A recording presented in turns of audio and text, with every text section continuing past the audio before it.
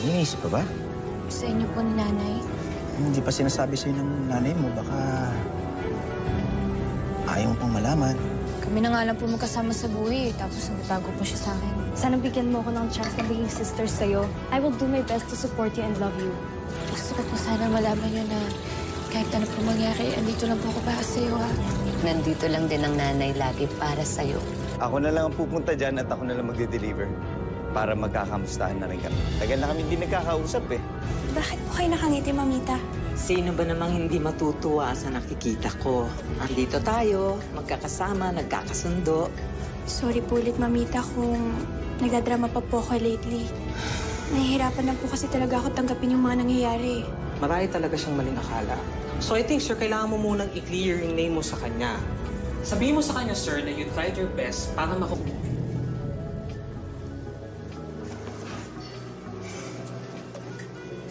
Ella, hindi ako nagagalit sa'yo dahil nahirapan kang tanggapin ang mga nangyari. Nag-worry lang ako dahil baka sa sobrang depression, baka kung anong magawa mo. And I kept wondering kung hanggang kailan ka malulungkot. At ayokong nakikitang malungkot ang mga mahal ko sa buhay. Isa pa, I was beginning to get frustrated with myself. Nainis ako sa sarili ko because I didn't know what to do. I didn't know how to make you happy. So, anong klaseng mamita ako niyan? Mamita, don't doubt yourself po. You're more than enough. At na-appreciate po namin ang lahat ng yun. Everything behind us and start anew. Buo na po ang Claveria Princesses. Promise po namin nila Ella at Lenlen, Mamita. Ang Claveria Princesses, always united, forever best friends. That's nice. That makes me so happy. Ano, Ella, tara? Practice na ulit tayo. Wala na bang mas madali pa doon? Go ahead, you can do it. Mamita, turuan din po. Madali lang po yung steps, promise. Ako hanggang New York hustle lang ako. Very 70s. Mamita, ano lang po siya? Sway ka lang po. Then, dalawa po number 2. Design. Then, exactly. Parang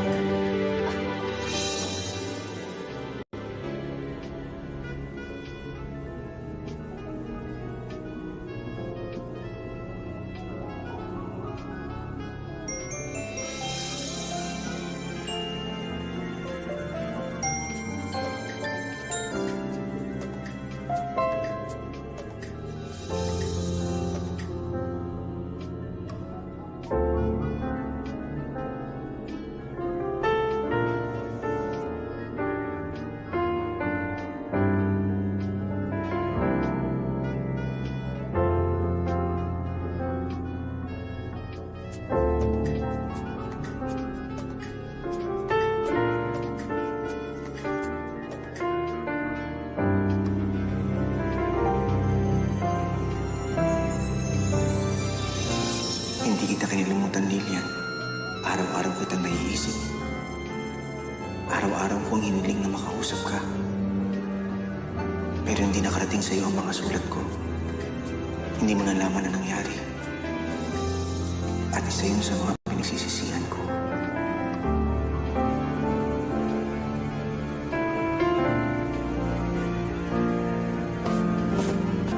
Pasensya na, anak. Kung nakita mo akong galit kanina, kung pati ikaw na problema, di ko kasi napinilan yung sarili ko. Galit ako. Iniwan ako. Niloko ko. Parang hindi pa tama. Baka dapat bigyan mo na kita ng space. Saka kukunin ulit ang tiwala mo.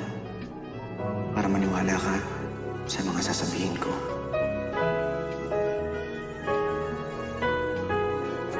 Kaya hindi ko alam kung handa na ba ako makinig sa mga paliwanag niya. Ang hirap magtiwala sa mga salita. Kasi karamihan ng mga pinagkakatiwalaan ko, iniiwan ako. Katulad na lang ni Jaime. Gusto ko na rin siyang kalimutan para hindi na ako masaktan.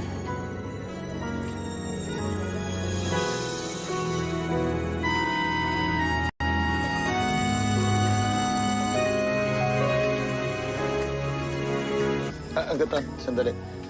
Siguro mas maganda ko ako na magbibigay niya kay Ruben. Kailangan ko siya makausap. Sige po.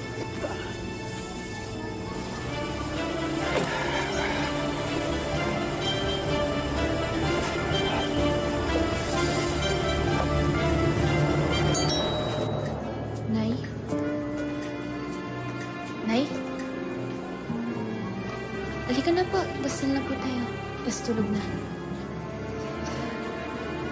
Anak, kukuha lang ako ng tubig, ha? Eh, ikaw ba may gusto ka?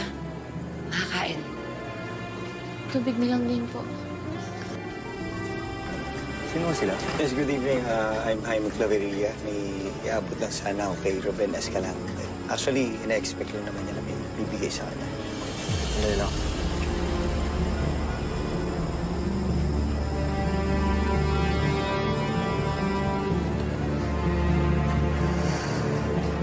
Yeah, thank you. Saan ba yung daan? Ano ba yung daan?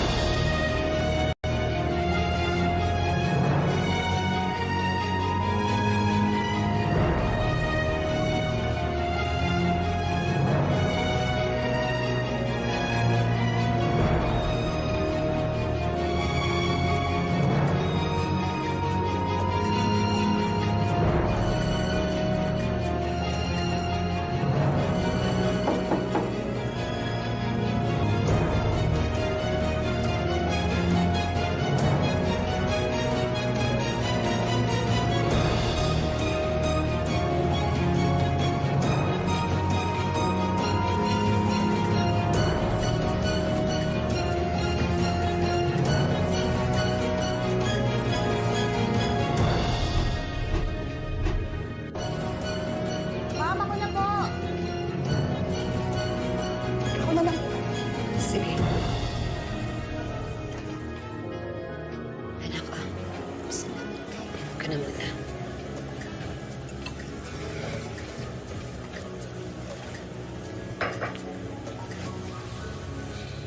Nay, huwag na po kayo mag-alala. Kasi bukas po, maghahanap na po ako ng malilipatan natin. Kahit sa internet lang po. Para hindi na po kayo ma-stress. Anak, ayoko na sa stress ka. Pasensya ka na. Passenger yan, sa driver. It's just that gusto lang din kitang makamusta na rin at magkaroon ako yung kwentuhan. Salamat sa pagdala mo, Jaime. Thank you. Chat.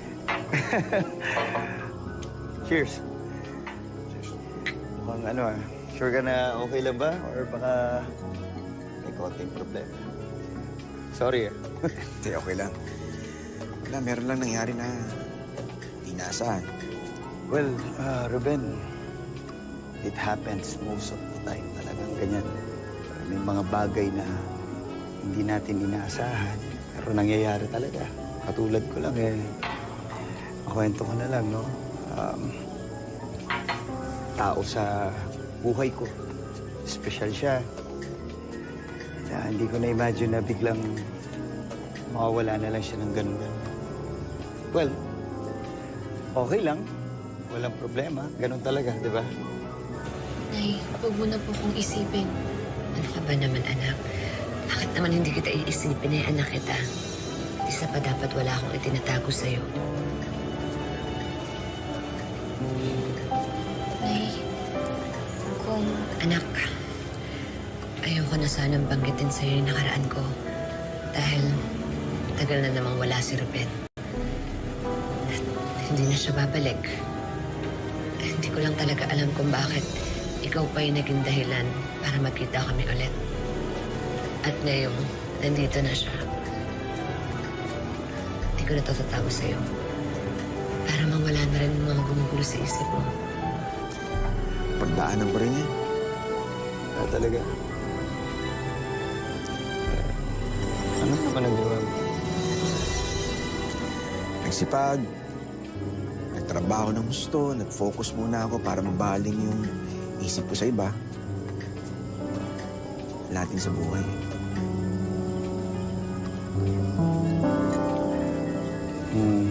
Tama ka, tama ka.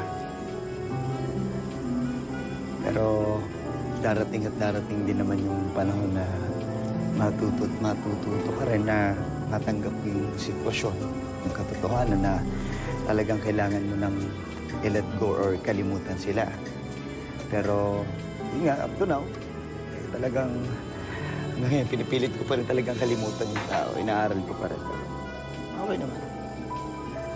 Ang kaso pare,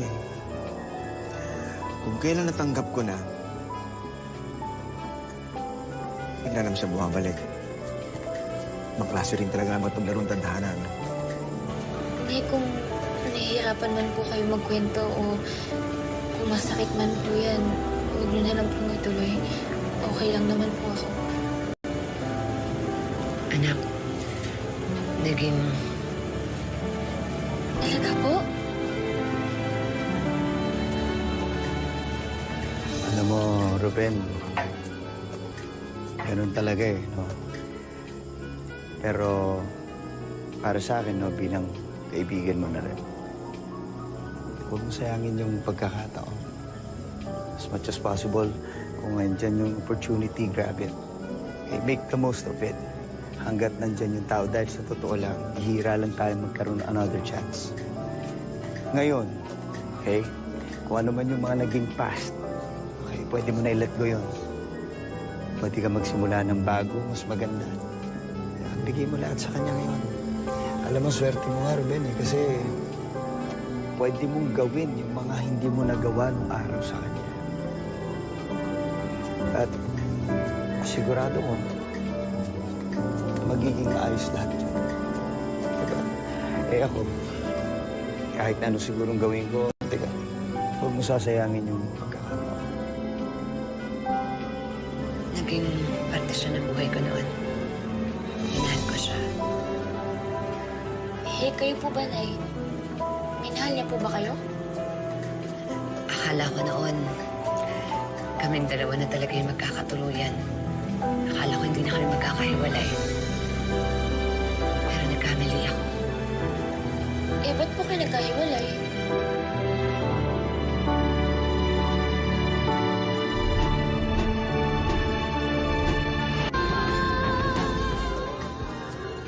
Maraming nangyari, kaya kami nagkahiwalay.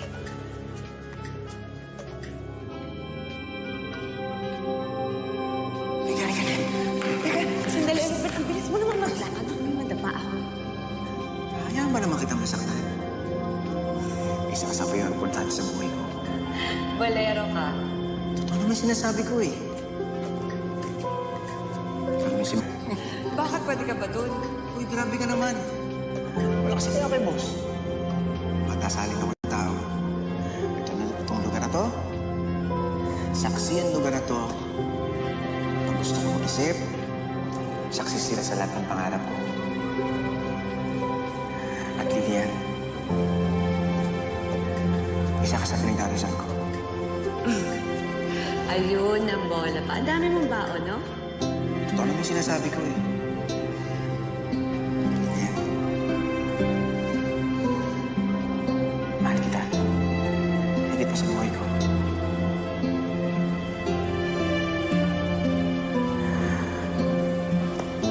Hindi ka naman hiling na mahalin mo ako.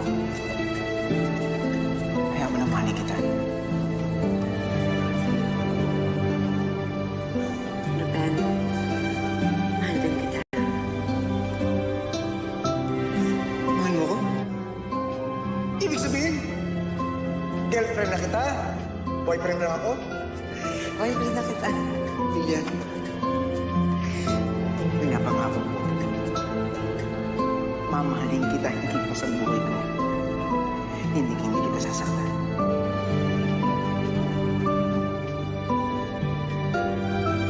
Ex-man, mahal na mahal kita. Mahal din kita, Ruben.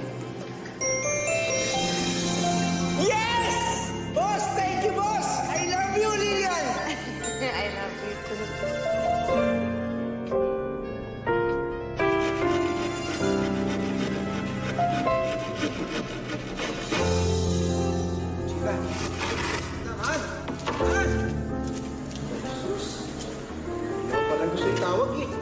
O sige, simula ngayon, ay tatawag ko na sa'yo. Mahal.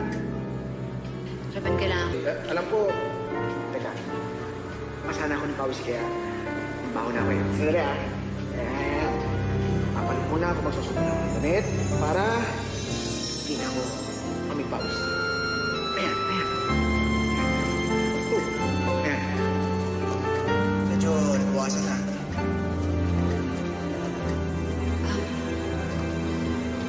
Ruben, ano kasi... Si nanay, pinapalayo niya ako sa'yo. Bakit? Alam mo ba yung tungkol sa atin? Hindi ako may nanay mo eh. Sino ba naman magulang na gusto mapasama ako na? Sa katulad ko sa tao na ito,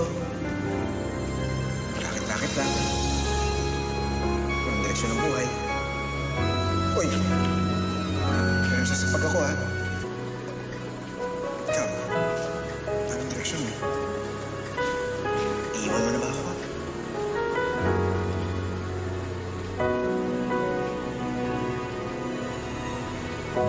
Hindi. Mahal kita eh.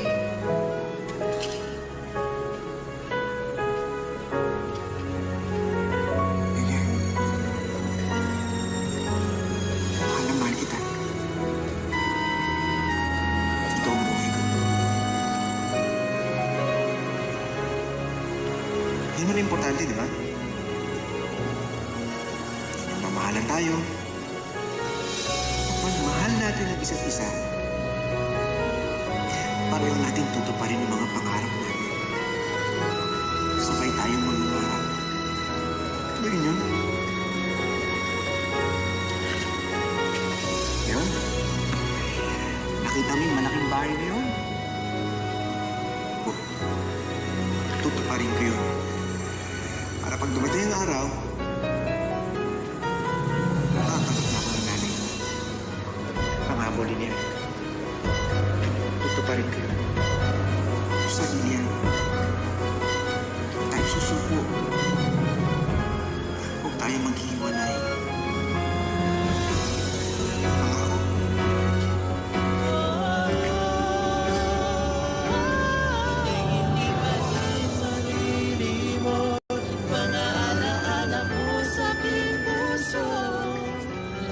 Pangako. Labs, pasensya ka na. Baseball lang date natin ha. Pinambili ko kasi ng gamot ni Tatay. Sinuwelto ko eh. Ano ka ba? Kahit fishball tsaka soft drinks lang, masaya na ako. Ang importante, magkasama tayo at masaya tayo. Yan naman ang dali mo. Ayun dyan. Pwede na. Teka lang, saan mo ito nakuha?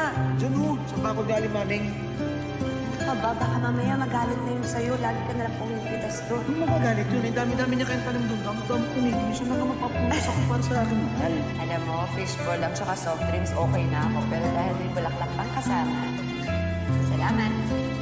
Alam mo, lalo mo akong pinapahanga. Kaya mahal na mahal kita eh. Mahal na mahal din kita. Ayan tayo. Lilian!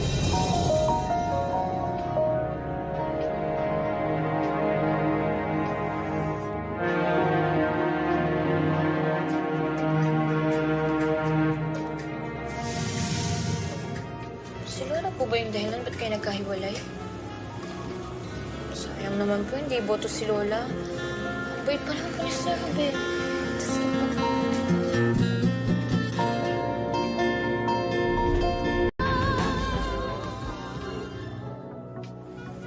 Nay, sorry kung napakwento kayo ng mga malulungkot na nangyari dati. Hindi niyo naman po kailangan ituloy eh. Naintindihan ko naman na po. Anak, hindi mo kailangan humingi ng sorry. Wala kang kasalanan. Siguro, panahon na rin na ilabas ko yung nararamdaman ko. Kahit pa paano, napabawasan yung bigat na dinadala ko. Pwede naman po akong makinig sa inyo, Nay. At anak, sobrang na-appreciate ko yun.